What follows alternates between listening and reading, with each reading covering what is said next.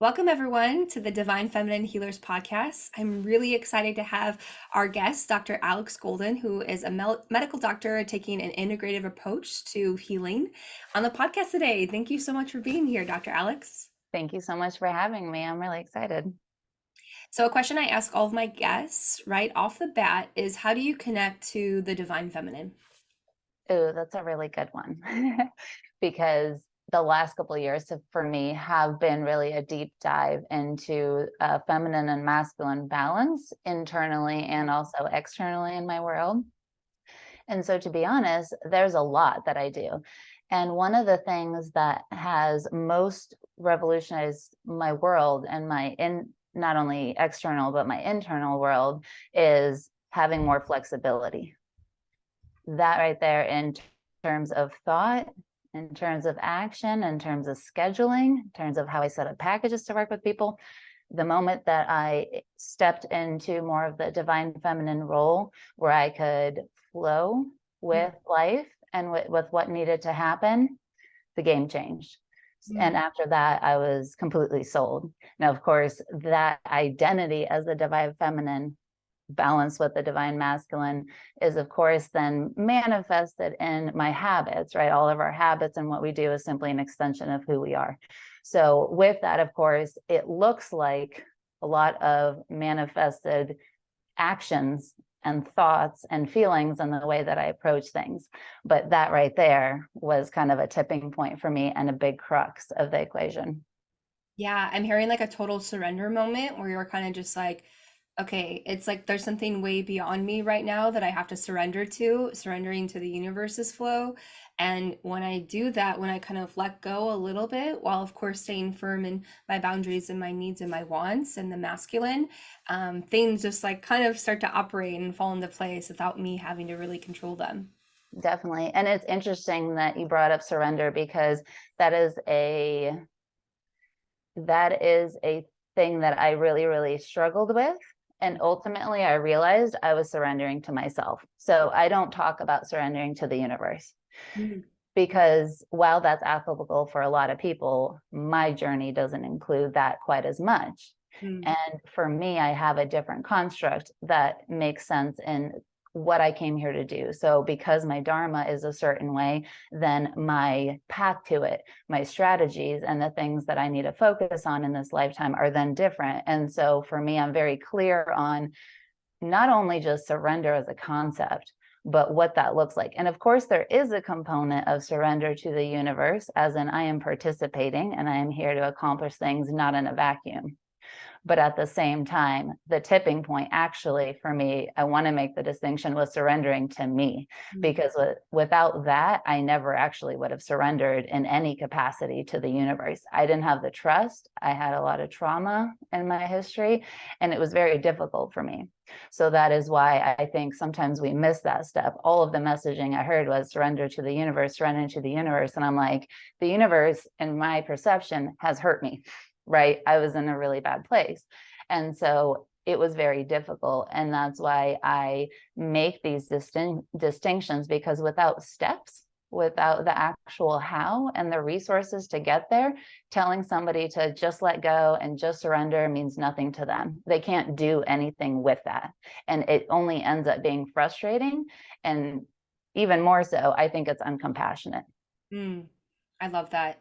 Yeah, it's really that trauma-informed response approach to it and really understanding where people are. If they are in the thick of their trauma, I agree, like blanketed statements are just like so frilly and it means nothing. Yeah. And maybe you can like cognitively understand it kind of, but if Totally. you're not embodying it and you're not feeling it and you're not living it, it's totally you're just in the same vibration that you've been in the whole entire time. Totally, because to have a triggered, threatened inner feminine and then to say she should let go and surrender is a mismatch. It's a unaligned statement that says, I don't have the awareness of who I am. And Mm. that was really my problem. I couldn't see me for all of who I was because I had a lot of fragmentation internally, because that's the root of disease and unhappiness. But I couldn't even really see that. So that's why a lot of those things aren't actually applicable until you heal enough and integrate enough that it becomes relevant. Mm. And we're passionate about talking about that. For sure. Yeah, I want to dive into that a little bit more of your story. I'm always fascinated by those who come into the medical world and start to go into more of an integrative, holistic approach. What was that transition like? Like, how did you kind of make that transition going from the medical world into integrative? Totally. So I actually did it flipped. I did it integrative world, and then I stepped into being a doctor. So I tend to be a little bit different in my approach because I grew up in Russia, and I grew up as a kid that was heavily sensitive and kind of in tune with things beyond the physical world. But unfortunately, many of us who are like that as kids walk paths that include things happening to you because there's learning things. So if you come with gifts like many of us do, all of us, I would say, but it's up to us to realize that, of course, and take ownership. But when you kind of then to hold responsibility for those gifts, you have to show responsibility for those gifts. And that's where, or that's how I have conceptualized some of the early childhood trauma that happened, because I had sexual abuse that was pretty heavy for ongoing for years, and that created a lot of the original fragmentation that I felt. So as I went, then I lost some of that divine feminine art that I had had inherently as a kid, but I got to play with it still because I played piano. My mom had me play piano. And so by the time I went to college, I was actually a piano major. Wow. I wasn't going to go into medicine at all. It wasn't even on my radar. And then I started having pelvic pain from endometriosis. I didn't know it at the time when I went to college. And then it generalized into widespread pain. Mm. So there are chronic widespread pain states like fibromyalgia, but that isn't the only option. And it became so much where I literally, it was difficult to live in the world because anything that touched my skin or anything that I let pressure, it would burn. So like if you were being nice and you came up to me and said, "Hey, Alex," and you patted my shoulder, and it was just a burning handprint where you touched me.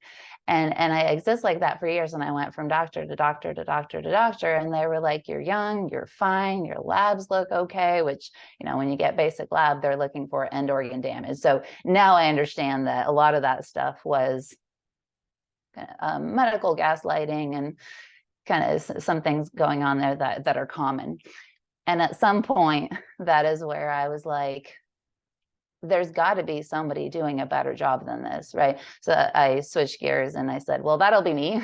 And so I finished out my piano major, but I started doing my pre-med, and a year later I got accepted to med school and went. And so I had already been self-treating and self-researching, which is not a good idea, with supplements and homeopathy and going to healers and all that stuff, because I did grow up with that.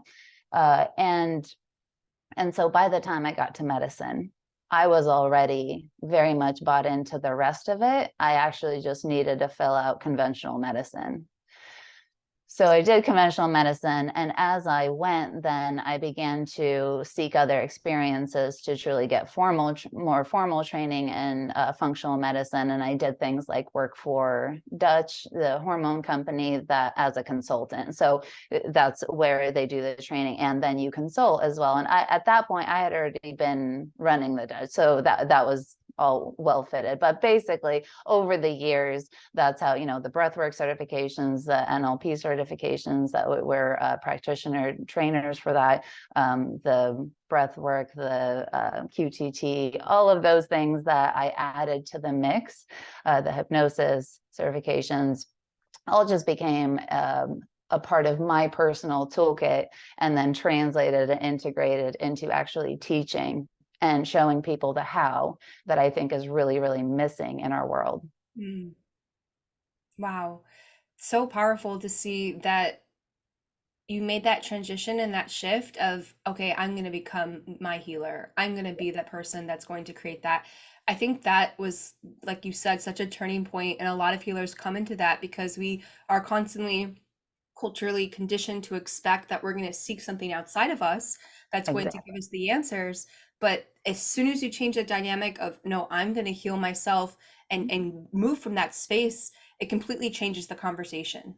It's true. And it's actually not any different from what we've already been talking about, because my conversation and surrendering to the universe versus me, when I started to step into that, was a very similar thing. It was like, actually, I'm going to stop asking the universe for signs. I'm going to stop asking for guidance. I'm going to stop asking for permission. I'm going to say, what kind of life do I want to live and what identity do I want to be? Period. I don't have to surrender to anybody for that. That I could get to. So once I got that, then I just got to craft my life. Now, unfortunately for me, I had already created a pretty hefty life. I was already married. I already had a job. So I had to take all that apart. Mm. So it wasn't an easy time for sure. And we can talk about all of that, because again, a lot of the resources are missing. People are like, go through the transition, it'll be good for you. But in the meantime, when there's emotions, how do you process them? Do you know how to do that? What does that mean? Do you have a thing to follow? Like, do you understand deactivating and activating emotions? There's just so much to it that looks like practical day-to-day life. People be like, just be nicer to yourself. If you've never done that, you have no idea what that looks like. I had no idea what that looked like. I would just stare at them and I didn't know what they meant. And so all of these things are part of the process of proving to you that you are equipped, because a lot of the worry and the stuff is from us actually truly understanding that we don't have the resources to deal with what we're dealing with. And that's why we're struggling. The second we actually acknowledge that, then we have an opportunity to find the resources that we need. And as women and as divine feminines, that portion of all of us then is the creator. It says, I'm going to assimilate all of that and flow with my life in the direction of my dreams. Yeah, I love that.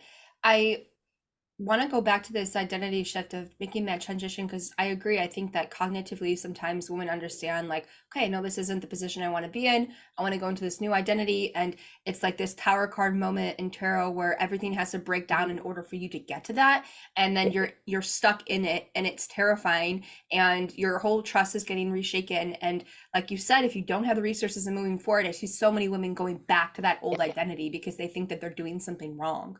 So I'd love to hear how you made that transition, and were able to get through it on the other side. Yeah, definitely. Great question. For anybody listening, there's a relevant in our season 15 of our podcast. There's an episode titled the quit 2 inches from gold. That'll be an important one to listen to, but because that's part of a greater series, but that one will be helpful for this particular question. But yeah, no, that's a loaded question, because our entire business, which is transformation based, how do you step into the identity and then integrate it into your life intentionally and purposefully and joyfully? That is that's the whole basis of what we do. And so there's many components of that, but essentially Megan and I have distilled it over our life, living it, and then working with tens of thousands of women, probably hundreds of them at this point. I haven't tallied it in a while, but with that one, then we've distilled it to 7 steps of transformation. It's the same 7 steps every single time, right? And so as we figure that out, it became not the sort of nebulous thing that said, I have to arbitrarily find resources, because in that setup, what is implied is you are not at cause, you are at effect. What you said is things have to suck until you decide to change. And because then you're in a hole, it is hard to dig out of, and most people quit. And so unless there's an actual framework and steps, it's too confusing for people to really see it through to the end. And that's why we, as much as we love the divine feminine flow, we also balance that with that stepwise, intentional, purposeful progression of, not only did I decide who I am and I'm creating that, feminine, but I will take action steps and seek it out. And if my world isn't looking like what I want it to, I will work on that until it happens, For sure. period. Without, oh, I'm whining, oh, I'm in victim mode, oh, it's too hard, oh, it's not working out for me. Okay, but at the end of the day, when you're 85, it's like that's just your life. You take ownership of it. And so the 7 steps combine that entire process and do it. So what they are is that, 1, you have to get into your power. If you're leaking power all over the place, then you're losing the power of creation that you have available to you. That also means that from a physical body standpoint, you have to get into a state of creation, healing, and health, and that's the parasympathetic nervous system.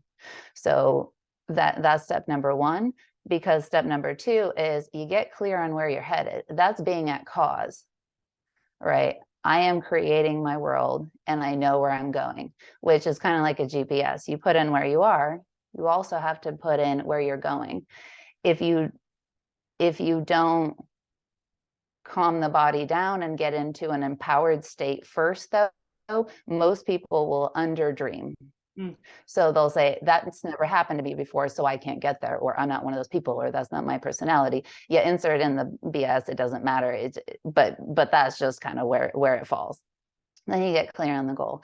Then you have to make sure that there's things like physical body stuff, like brain chemistry, for example, because a lot of brain chemistry things are driving our behavior, and it's a loop. Our behavior is driving our brain chemistry. Every time you have a thought, your brain chemistry just changed. So just because no one else is hearing you rip into yourself while you're looking in the mirror and saying, I'm fat, I'm ugly, whatever, your brain knows. And every single time you think that, every time you have the emotion, none of it is free. It's mediated by the brain chemistry. And so those things, it's early on in the process, because oftentimes people need to be resourced in that direction to understand what they're working with, because otherwise sometimes that's where we tip into a little bit of the toxic positivity. Let me just think into it, and quite honestly, you do have a physical vessel that you're rolling around in, so you do need to take care of it. Then step 4 is dropping beliefs that don't fit for you. Okay. And then installing, step 5 is installing the ones that you do want, because then you are actually saying, I got clear on the identity of it. Then I'm getting all the beliefs that don't match. I'm not worthy. I'm not good enough. I can't make money. And then you are actively installing what you want to have. And that is subconscious reprogramming. There's many actual modalities to do that in, hypnosis, NLP, visualization, all sorts of stuff work for that category. And then number 6 is it translates into habits. Everything you do or don't have is a habit. So if you don't have good health, you're not in the habit of having good health. If you don't have money, you're not in the habit of making money. And it's a consequence of who you are, is the identity level. And so the habits then are towards the end. That is a sticking point for people, because most people try to start with habits, and that's why they fall off of them all the time. And step number 7 is the integration and up level. Once you transform, your world has to catch up with you, and you have to behave, embody, set boundaries, talk, communicate, act, all from that place. And there are some real things to deal with at that point. That's where people start to make intentions. Ooh, is this really the job? Is this really the relationship? Is this really the attitude? Is this really who I want to be? And so all of that comes to a head at step 7. And of course, as you begin to do that, the next thing comes into focus. So you get into your power again for that, and you set the goal for that. And so we have done everything from, we're headed to 2 million downloads on the podcast. Megan bought a lake house last year. A lot of what we accomplish actually everything we accomplish is just a rinse and repeat of those 7 steps and all of the resources found under each one. So that is how I made the transition. That really was. Now, it took me way longer, because that is what I'm here to do. So I had to figure out all of that stuff. A lot of what we teach is high level. for example, in our certification programs where people get hypnosis and NLP and life coaching certifications, I'm teaching things like energetic anatomy, and that is invisible, and there are no places to go study formally for it. So you have to seek out mentors on this planet who have the capacity to see that stuff and study underneath them. Then you have to assimilate that, and then you have to teach it. And so the importance of understanding how things fall into the categories and how all the moving parts fit in is why you can do it so much faster. That first transformation where Megan and I kind of live in tandem, to be honest, we've never lived in the same place, but our lives always coincide with one another, and we always track right along, and we've been together for almost a decade working together in business and best friends. But as we've got, that first transition took a long time. As we got clear on it, it gets faster and faster and faster and faster. And so a year ago, or this was a little over a year ago, we were saying, hey, we want to do certifications. That will be in our 10-year plan. We wrote it in our 10-year plan, and 9 months later, we were doing our first retreat with our first certification. So we took it down from 10 years to 9 months. And that's what we're talking about. If you know what you're doing, because it's clear to you, Totally. it does not have to take as long, and nor should it. The gatekeeping of, oh, I figured it out and I'm not going to tell you, is not what we are about. And so collectively, it's about figuring out and then reaching behind you, grabbing the person's hand behind you and saying, hey, I can help. And then them doing that, and then, and it's a chain. And that's how we will transform the world. And that's how it will be a better place for all of us, in our opinion. Oh, wow. Thank you so much for breaking down those steps and making it so clear for our audience. Sure. I want to go all the way back to the beginning when you were talking about the victim mindset. And I think that sometimes we can confuse victim mentality to being the feminine. Like, oh, I'm supposed to be submissive. I'm supposed to wait for something to happen to me and be in that, and that's what the flow state is, and that's not. It's No. definitely a balance of the divine masculine, of having this action plan and then trusting that action plan, the trust and the surrender to that plan of this came from what my highest self really wants to do, is that divine union that happens with both of them. And I just want to emphasize that, because I see this pattern so much in my community where people are like, I don't want to do anything, like I'm over the doing and then that's a different jargon. That's being in the victim mindset and not being in your power, which, like you said, is your first step. So that one is so key. And I love how reprogramming isn't until like step 3 or 4, I'm not sure, but it's not the first ones. And I love that, because you're saying if there is trauma in the body, if you are in this hyper vigilant state, you are not going to be able to heal. And again, like I see, everyone loves to be in the mind right now and cognitively understanding subconscious belief patterns, which is fun. I understand, and we feel like we're being really seen in that way. But it's like, why are we circling around the mind and no one's getting anywhere? And Exactly. step-by-step process, it's so clear in so many different ways. But the first way that I really want to emphasize to everyone is getting out of that trauma state and truly being able to process that emotions. Like everyone avoids.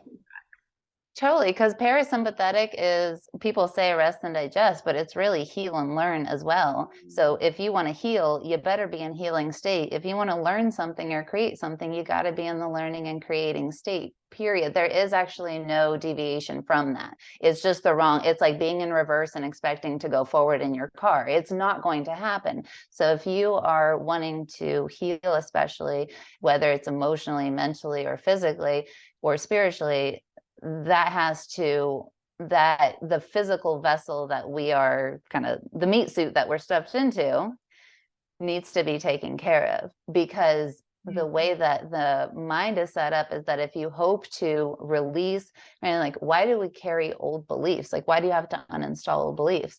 Those were installed and often are an extension of coping mechanisms of, we saw the world in a certain way, and then we made determinations on, if I do this, then this happens. And then that data is stored in our physical brain, right? So when people say fluffy things online that are like, just let go of your past. It's physically hardwired into your brain. So you're, you know, if you didn't do that yesterday, you're probably not going to do it out of the blue today. And that's why I kind of giggle. It's like, I mean, I used to get really mad because I didn't have the resources. I was like, you all won't tell me how to actually do it.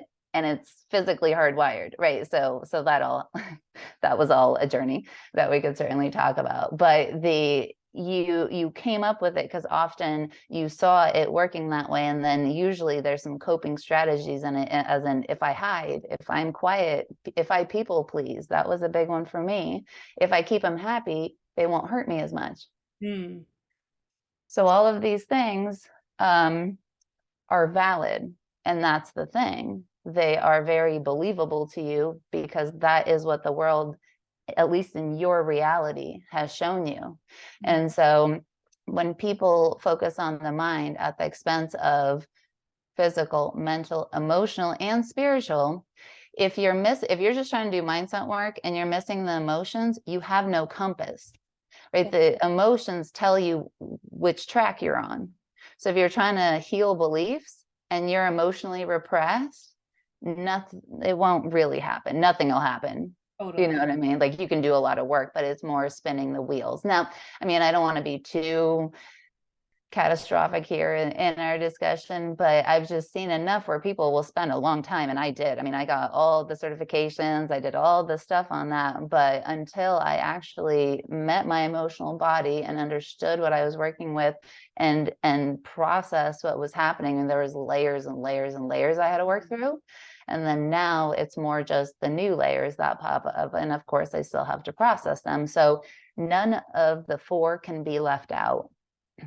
And that's why, as we go through fads, it's really those of us who have the vision, that are thought leaders of, we can see beyond the narrative happening currently. In my opinion, that is where our job is, to step out of the victim mentality and the things, and be like, oh, instead of, oh no, everybody's talking about this, oh, I don't like it, just start posting or create a pod, or do whatever you're going to do. Talk to strangers on the street, I don't care. But at some point you have to role model and actually just embody that. Otherwise, you can talk about being that, but you still won't help the world be that. Totally. And then a note about the victim mentality is that we have to be a little bit cautious about how we do that, because some people have actually been victims of things happening to them. So in no way is stepping out of victim mentality saying that you repress the things that have happened to you and you shame yourself out of those emotions, right? Because if you've been victimized, on some level, it would be disingenuous to say me as a sexual abuse person wasn't victimized at some point. I mean, I was like 2. You know what I mean? I had no decision-making capacity. So with that, I love the quote, I did not make this up, but it's the things that happen to us are not our fault, but healing from it is our responsibility. So you can simultaneously know that what happened to you shouldn't have happened to you, and you can be really pissed and upset about it, and you can need to process emotions around it, and you're still going to need to embody the part of you that says, but at the end of the day, I am willing to be committed to me having the life that I want. And even if I feel like it's unfair that I have a bigger hill to climb than so-and-so over there, then I'm going to resource myself with the ability to deal with that frustration, with the bitterness. And I'm going to do those things until I actually heal from them. Like, until I get the results I want, I'm not getting off of this. Totally. And that people, they kind of prescribe it up to the masculine, because a lot of times people will say, oh, it's the masculine that gets things done. And while that is true, you look at a river, that river will cut through rock, it'll move roads, it'll go through houses, it does not matter. So the feminine is not without power and without forward momentum. It's just that it looks a different way, and there's a lot more flexibility, movement, and responsiveness. I Mm. was pausing because I didn't want to say reactive. Responsiveness to that, right? Women are so great at being like, oh, there's a problem, let me go, right? It's like preemptive. It's like no one even asked you to do that. Like, oh, we need toilet paper, I got toilet paper. Love. So that is what I mean in the we can't forget to continue to upplay the powerful aspects of the feminine, because I agree with you. The things that I see online, it's like this passive, you're just supposed to be in a bubble bath and like, you know, write poetry and cry in bed. Yeah. And I don't know about you, but I don't want to do that. Like, even if I wanted to step into my divine feminine and someone said, yeah, that's how you do it, I'd be like, honestly, I'm good. I'm here to create change in the world. Right. That's why I went through the hassle of actually doing this whole thing, you know, like, and I mean life. And so since I'm here, I'm going to get the most out of it. Mm. Yeah, and it's so beautiful because in Vedic wisdom, which is very much what I follow as an Ayurvedic practitioner and just lover of all of those modalities, it's we have these mythologies of goddesses like Kali and Mm-hmm. Durga, and they're the embodiment of strength and being badass. Like Kali Yeah. literally has like a decapitated head in one hand, like mouth, tongue out, blood dripping from her mouth, and like a machete in the other hand. And she's like, let's fucking go. Like, I am the goddess of destruction and transformation. And that's a feminine Mm-hmm. archetype. And like, yeah, there is so much power in it. So as much as like, like obviously I distinguish between divine feminine and masculine a lot, there really is so much union between the both. Mm-hmm.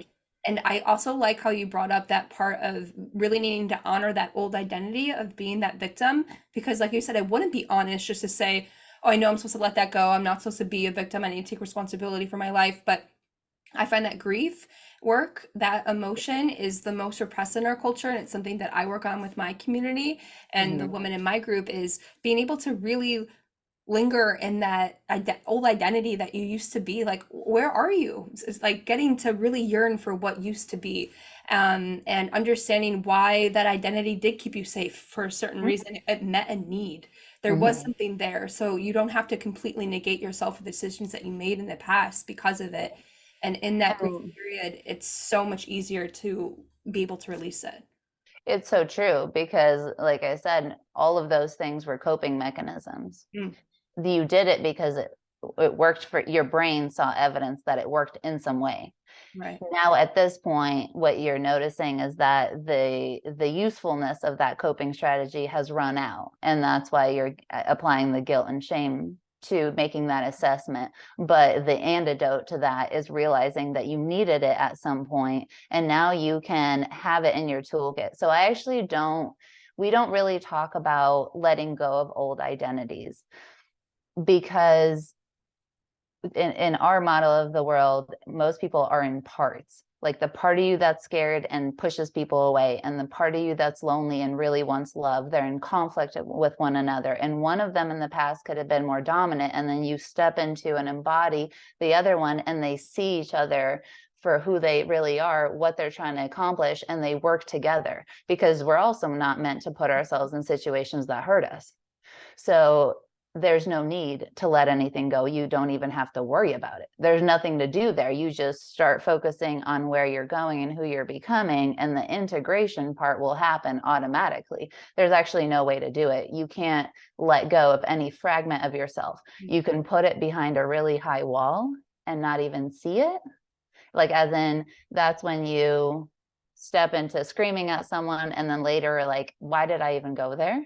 That's a part that you stepped into that has a really high wall, so your awareness, you can't see over it, so the awareness of it, it just pops out, so you're just as surprised by it as anybody else is. So that's the deal with old identities. And you're really just integrating rather than losing. Because if, for example, I was a people pleaser, so that's a strategy in my toolkit. I can people please if I want to. I don't have to get rid of people pleasing. It's just that I don't engage in that strategy most of the time. That's not what keeps me safe. Courage and having the courage to be authentic and honest is what keeps me safe. Mhm. Right. And so, but at the same time, if I wanted to at any given point, why not? If that would be of service to the situation, That's the kind of flexibility I'm talking about. And so the actual act of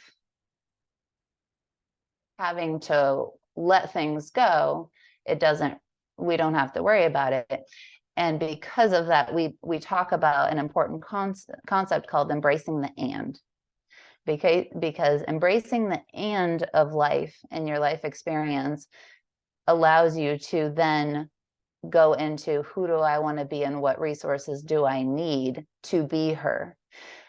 And what I mean by embracing the and is that you can say, and actually, if you go back and listen, I said and really obviously when I said this sentence, I said I was both a victim of sexual abuse and I had to heal from it, and I took the responsibility of that.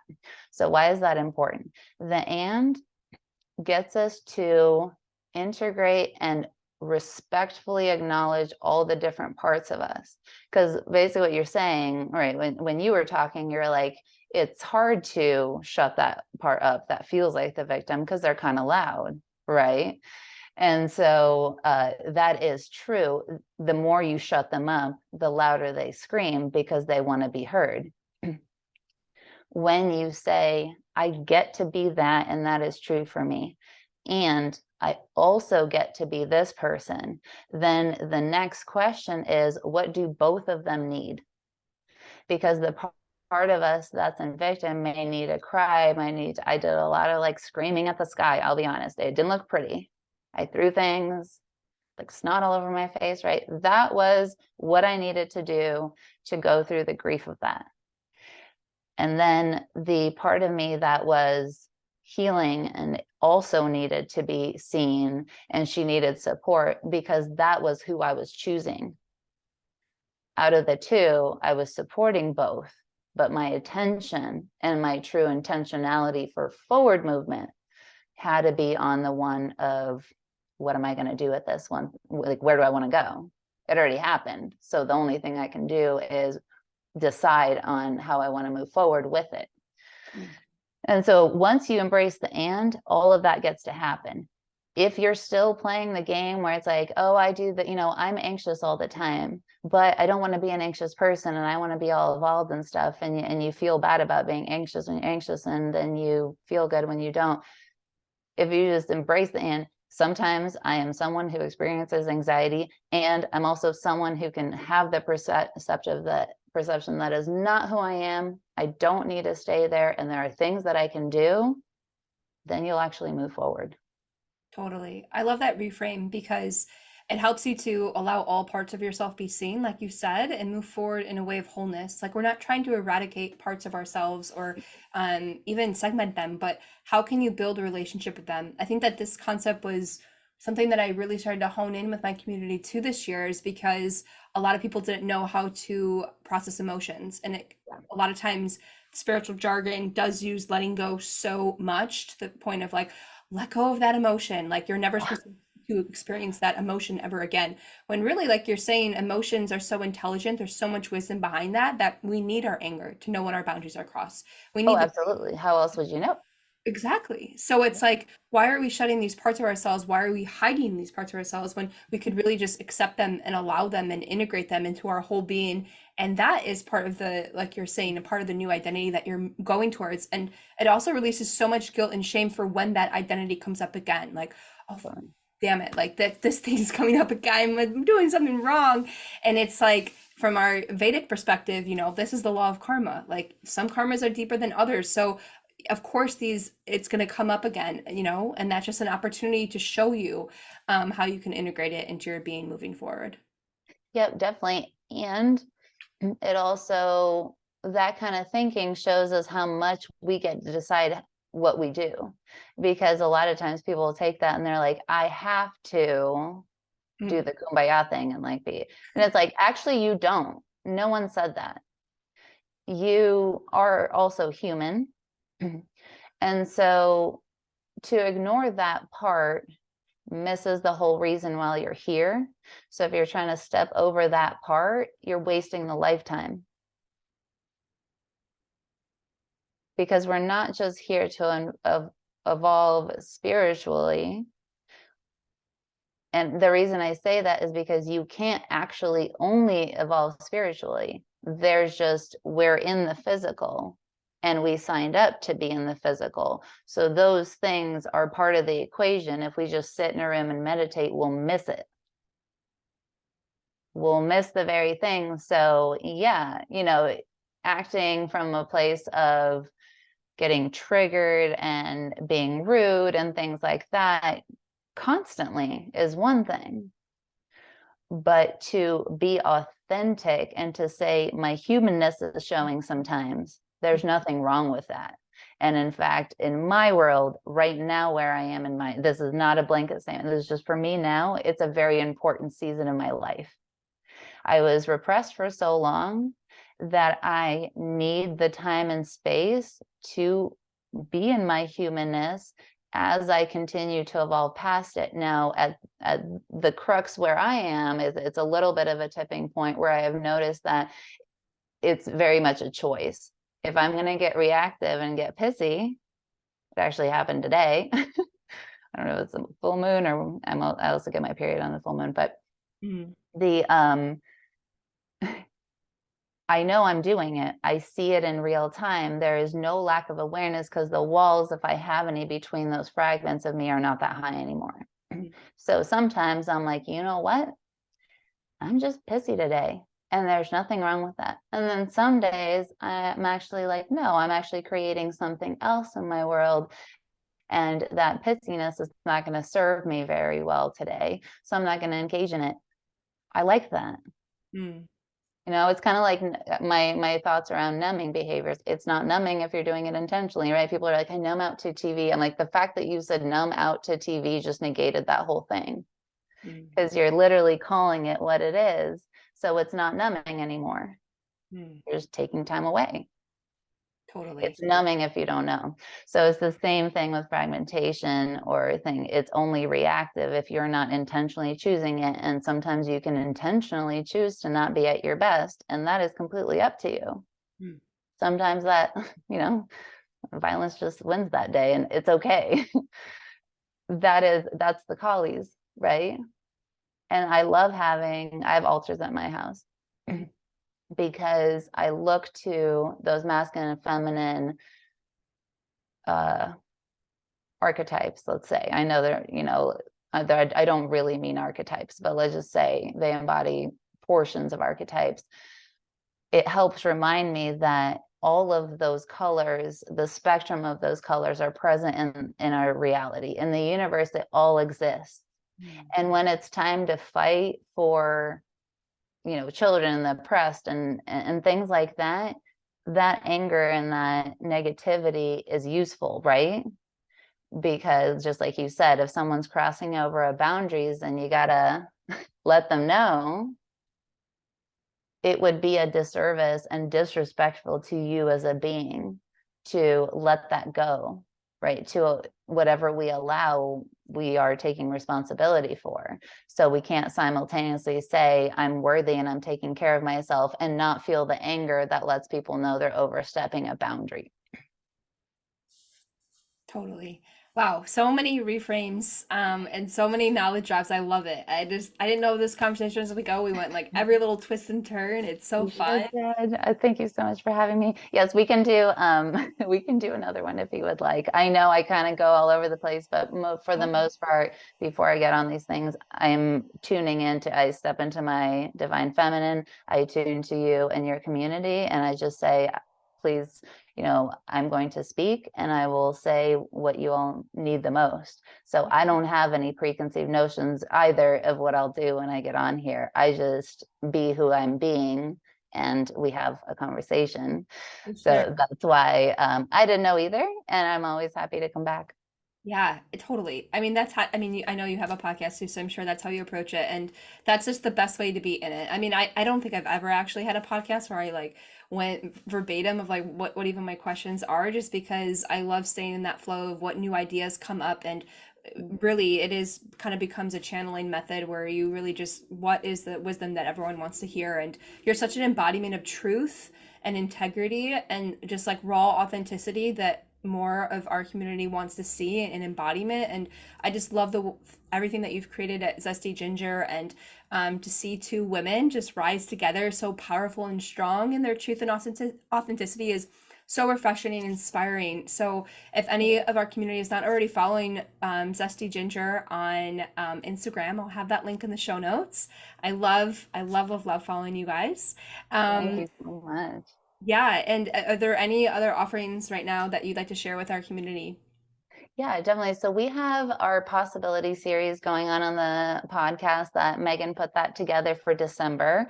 And so there's like a whole workbook and it's super fun. So it's like a holiday kind of theme thing. So right now our podcast is called 4-Phase Cycle Podcast because we used to be more on the, end of the line for the hormones. Now we went to the brain. So we start from the beginning and more powerful in our opinion, but it's actually going to be rebranded as Becoming Zesty. Mm. So depending on whether you're listening to this sooner rather than later, you just type in Zesty Ginger or any one of those, it will come up. We'll have it all redirected and stuff, so don't worry about it. But that is going on now in December, and that'll be really fun. In January, we have our 1.5-day retreat in Virginia. So anybody on the East Coast, that one is an intro, and that is compassionate habit transformation. So a lot of what we talked about today in terms of how do you actually compassionately approach yourself to stepping into an identity so that your habits are in line with your chosen identity, and you do that without the guilt and shame. That's what it's about, and it's $197. So if you are in the area, that would be great. Just email us. It's support@zestyginger.com, because it'll be a really it'll be really fun, but it will also be quite hefty. It's like in 1.5 days we will accomplish a lot. And Awesome. then after that, we have our Health Transformation Accelerator program. So that is a 12-week program where you actually just go through the 7 steps. Awesome. I Yeah. love it. So something for everyone. I'll have all of that linked in the show notes. And thank you again, Dr. Alex, for all of your wisdom, integrity, and all these nuggets that our community, I'm sure, is going to love to dive into. Awesome. Thank you so much for having me. I really appreciate it. All right, bye everyone. We'll see you next time.